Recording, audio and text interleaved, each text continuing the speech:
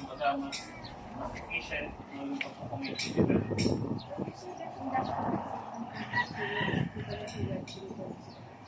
No. So, different from Web 3.0. So, the Web 3.0, application naman yan for the web.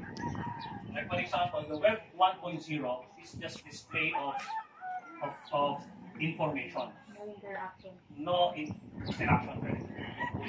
So, ang Web 2.0 is interactive. So, you can interact with the web. Ang best example of Web 2.0 is you can e-forms. Yung mga forms natin, contact forms, di ba? You can interact with the web. Nagko-comment na tayo. Nakakapag-comment na tayo. That is Web 2.0.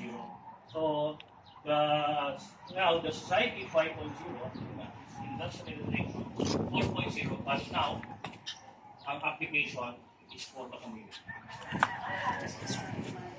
Yeah. Parang to become smart society.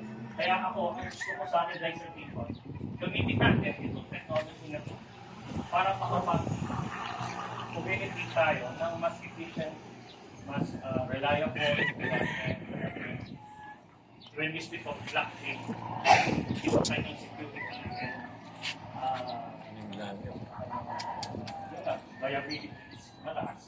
So, yung question din kasi pattern siya, anong model na? Is it still West?